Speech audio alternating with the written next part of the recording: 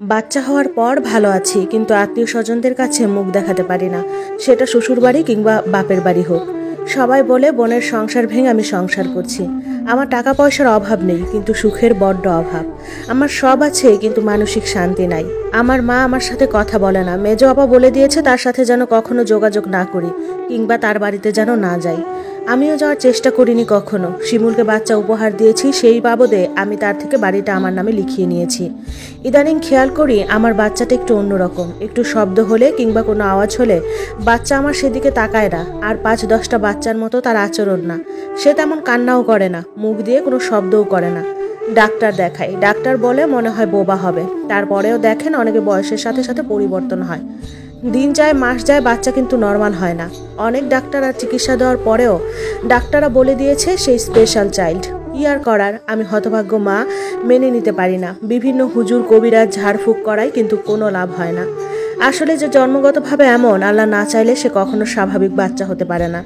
সবাই বলে এগুলো নাকি আমার বোনের অভিশাপ, কিন্তু আমি এগুলো বিশ্বাস করি না। কারণ পাছে লোকে অনেক কিছুই বলে, তাদের কথা বিশ্বাস করতে নাই। আর আমিও করি না। আল্লাহর হুকুম ছাড়া কোনো কিছু হয় না। বাচ্চাটা আমার এভাবেই বড় হতে লাগলো, আর আমিও দ্বিতীয় বাচ্চার জন্য চেষ্টা করতে লাগলাম, কিন্তু হচ্ছিল না। এর মধ্যে আমার শিমুলের কাশির সাথে রক্ত যেতে লাগলো হঠাৎ করে। আমি মনে করেছি এমনি, সে শুধু ডাক্তার দেখে ওষুধ আনে, কিন্তু কোনো পরীক্ষা নিরীক্ষা করে না। দিন যায় মাস যায়, সমস্যাটা বাড়তেই থাকে। তারপর একদিন সে ডাক্তার কাছে যায়। ডাক্তার তাকে অনেকগুলো টেস্ট দেয়। টেস্টগুলোতে ধরা পড়ে খাদ্যনালীতে ক্যান্সার হয়েছে।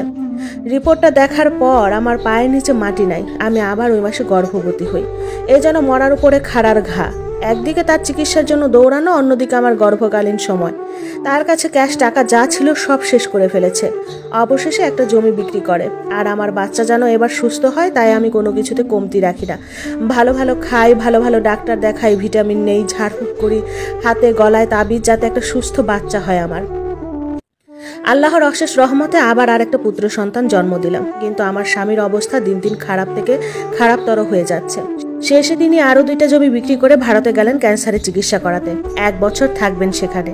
শিমুল চিকিৎসার জন্য ভারতের উদ্দেশ্যে রওনা দিল। আমার ডেলিভারি হয়েছে, বেশি দিন হচ্ছে না, তাই আমি যাইনি। বাচ্চাদের দেখাশোনা করছি, একটা কাজের মেয়ে রেখেছি। বেশ কয়েক মাস কেটে গেল, শিমুলের সাথে ফোনে যোগাযোগ হয়। তার অবস্থা তেমন ভালো না, মাথার চুল সব উঠে গেছে। আর আমার ছোট বাচ্চাটাও বড়টার মতো স্পেশাল চাইল্ড। এই দুঃখ আমি কোথায় রাখি? আমার 2টো বাচ্চাই স্পেশাল চাইল্ড। এদিকে 6 মাস যাওয়ার পরপরই টাকা শেষ হয়ে যায়, কারণ ক্যান্সারের চিকিৎসা খুব ব্যয়বহুল। তখন 7 মাস পর শিমুল আবার দেশে আসলো। এসে আমাকে বলল যে ওর কিছু জায়গা বিক্রি করবে। আবার জায়গা বিক্রি করে প্রায় 25 লাখ টাকার মতো পেল। আবার সে 25 লাখ টাকা নিয়ে আবার ভারতে রওনা দিল। এবার তার কিডনি একটা ড্যামেজ হয়ে গেল। সে 25 লাখ টাকা ব্যয় করে আবার নতুন একটা কিডনি শরীরে সংযোজন করলো। আসলে শিমুল বেঁচে থাকতে চেয়েছে। সে বলেছে আমার সব সম্পত্তি বিক্রি করে হলেও আমি বেঁচে থাকতে চাই। আর আশেপাশের মানুষ সব সময় বলে আমার বোনের অভিশাপে নাকি আমাদের সংসারে এত অশান্তি নেমে এসেছে। আমি তা কখনোই বিশ্বাস করি না, আসলে বিশ্বাস করতে চাইও না। বাচ্চাদের চিকিৎসা আর শিমুলের চিকিৎসা করতে করতে প্রায় সব সম্পত্তি বিক্রি করে দেওয়া হয়। এর মধ্যে শিমুল তার মায়ের চিকিৎসার জন্য জায়গা বিক্রি করে 10 লাখ টাকা দেয়, কারণ তার মায়ের হার্টের সমস্যা হয়েছিল। গজব নেমেছিল আমার উপরে। যাই হোক, ভাগ্যের কি নির্মম পরিহাস, শিমুল মারা গেছে। আমার এই অভিশপ্ত জীবন নিয়ে কি করব বুঝতে পারছিলাম না। তারপর 2 রুম নিজে রেখে আর বাকি 3 রুম টাকার জন্য ভাড়া দিয়ে ফেলি আমি। এর মধ্যে একটা ব্যাচেলার ভাড়া দেই। তার সাথে আমার মাস কয়েক পর প্রণয়ের সম্পর্ক গড়ে ওঠে, এবং তার সাথে বহুবার শারীরিক সম্পর্কও হয়। লোকটা বিয়ে করবে করবে বলে আমাকে বছরের পর বছর ঘুরাতে থাকে। একটা সময় তাকে বাধ্য করি আমাকে বিয়ে করার জন্য, এবং আমাদের বিয়েও হয়। সে যা কামাতো সব আমাকে দিত। 1 বছর সংসার করার পর সে আমাকে রেখে পালিয়ে যায়। তার বাড়ির যে ঠিকানা ছিল সেটাতে খবর নিয়ে জানতে পারি সে আমাকে ভুল ঠিকানা দিয়েছে।